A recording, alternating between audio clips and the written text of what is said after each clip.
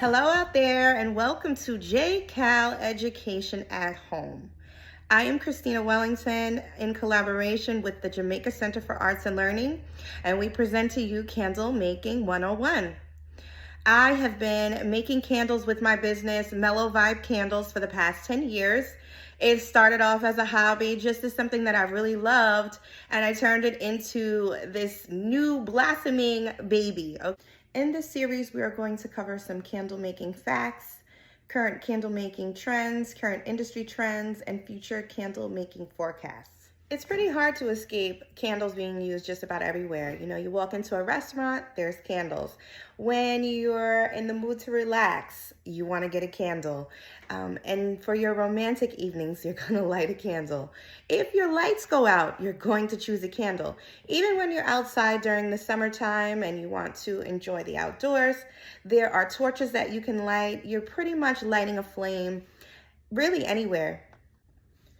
From celebrities to musicians to the largest perfume brands, candles really are beginning to create this new movement. The candle industry really has not seen such a shift and such a boom in new candle brands and candle makers like it has since the onset of the pandemic back in 2020.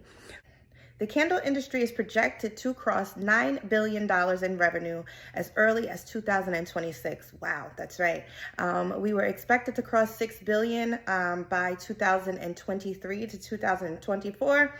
It has updated just this year, just a few months ago over the summer, that yes, we are projected to go over $9 billion. How so? How's that happening? Well, if you think candles, I'm sure that you're thinking larger retailers, these huge candle sales with some of your beloved stores. And I'm pretty sure if you are a shop small type of consumer, you've visited vendor events, local farmers market, and I'm sure that you've seen 1 to 5 small candle businesses pretty much popping up everywhere and supplying you with really good sustainable products. Okay, so let's discuss the evolution of candle wax. If we go back in earlier times, candles were crafted from tallow wax and also from wax made from the fat of whales. Fast forward to now, we have many options like soy wax, apricot wax, beeswax, coconut wax, and also paraffin wax. Paraffin wax is the most popular wax used by many major retailers and manufacturers. As the underground candle market has grown, the popularity of soy wax is now rivaling paraffin wax. As you shop, you will now see many candles will label their products with paraffin and soy as a blend. So they're not totally soy candles, but they are now implementing soy wax because, yes, underground candle makers and brands really are rivaling the larger markets. Okay. Aside from the ambiance factor and the luxury factor, consumers are also concerned about air quality, performance, and sustainability. In addition to the waxes that are available to craft your candles, how do you fragrance your candles? Some people use essential oils. In my candle making, I prefer to use premium grade fragrance oils. Most of the fragrance oils that are available on the market can also be used in soaps and lotions. That's a very, very important part of crafting sustainable candles. How does one begin to make their own candles? There are so many different products and kits out there. So many different courses and people that you can learn from. But in my journey, in my process, I have always let people know that there's only one way to craft your own candle, and that is by using your own methods and your own sciences. Yes, there are blueprints and pre-measurement guides that you can follow. Candle making is also a great way to help preserve your mental health. So many of us are still battling with things from years before, and aromatherapy really is a way to transport you from your current space to somewhere else just with fragrance alone. My approach to candle making is pretty much like our grandmothers approach was to cooking. You know, everyone can make the same dish, but everyone's ability in their hand and their seasoning is always different, right? So the candle that I create is going to be different from the candle that you create, and it'll be different from the candle that someone else creates. Everyone's formula can work to make a product a successful one, but it's all about your own recipe. Another very important part of candle making and the candle making process is candle care and safety. It is very important to those of you out there that are, following us and learning with us, that when you do go to create your own candles, you are making sure to follow all instructions. Please read all warning labels to make sure that you're crafting and burning candles in a safe way. Please, please, please adhere to the guidelines that we give you. All right, so by now we've gotten settled in, we've gotten to know each other a little bit, and now it's time to take it up a notch and let's start discussing some candle vocabulary. One of the most important words that you will come across in your candle making journey is the flash point, okay? So while you're finding your method for melting, you also have to take note of the fragrance flash point, right? So say if you're melting your wax and you have it set to 185 degrees or 200 degrees or 250, really that's too high. A lot of waxes need to be melted at a reasonable temperature, which I would say is about 125 to 150 degrees, right?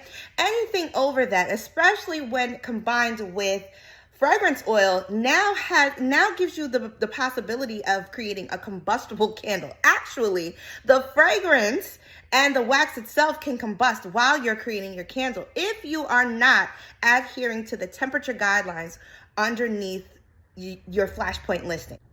You should also be making sure that you're dressed comfortably and an appropriate way to craft your candles. A smock or an apron is very helpful in protecting your clothing from fragrance stains and from wax, even though it's hard to escape. You want to also make sure that you're wearing long sleeves until you get the hang of the crafting process down. Wax that is melted at a very high temperature, which is too high, can create a burnt wax. That means no matter how you fragrance it, it won't smell good. Yeah, wax can burn in the melt process. So I want to share with you some of my favorite candle facts. Okay, so there's so many facts that I was able to put down here on this piece of paper, and I wanted to read them to you. So this would be a great time to grab your pen and paper to take note of some of these facts. Okay, so let's just simplify what a candle is. So a candle is an ignitable wick embedded in wax or another flammable solid substance such as tallow. Okay, we talked about tallow wax, and in that it provides light and in some cases a fragrance. So that is the candle definition. Okay, candles were among the earliest inventions of the ancient world, as shown by candlesticks from Egypt and Crete dating back to at least 3000 BC. So candles have been around. Candles have been around for a really long time. Candles have also been used for religious purposes. The Bible, for example, makes numerous references to the use of candles, including the story of King Solomon, who, after building the temple, used 10 candlesticks to light the north and south ends of the structure. Okay, wow. In the days leading to Christmas, some people burn a candle set amount to represent each day as marked on the candle. This type of candle is used in this way. It's called the Advent candle. So this is similar to like the Advent calendar. This is like the religious practices that you see in Hanukkah and also in Kwanzaa, okay? So candles are used in those religious practices to represent a day in a specific time period.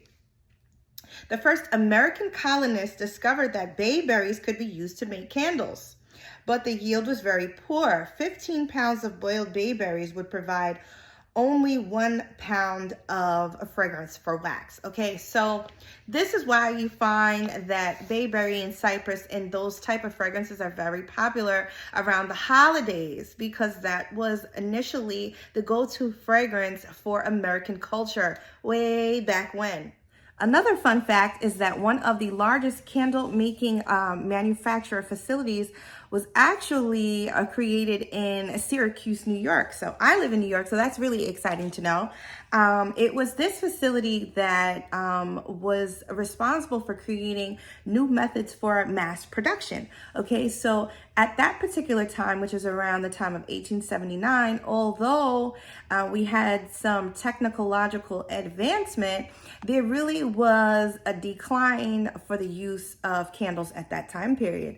It is said that the introduction of electricity and the introduction of fake candles, well, faux candles like LED candles or flameless candles, actually pushed out the consumer need to purchase actual flame lit candles. It wasn't until in the early 1990s, where the demand for fragrant and aromatic ambiance type candles came back into style. Okay, so really this increase in the use of container candles and so on really came back around in early 1990s. So it hasn't been that long. How cool is that? As we conclude episode number 1, I hope that you've enjoyed what you've heard and learned so far. If you liked me enough, I think you'll want to join me for episode number 2. In episode number 2, we are going to cover all of the different types of candles there are that you can create. Again, thank you for joining us for JCAL Education at Home. This is Candle Making 101 with Mellow Vibe Candles, and I am Christina Wellington. I'll see you on episode number 2. Light it up, light it up. Ah, light it up, light it up.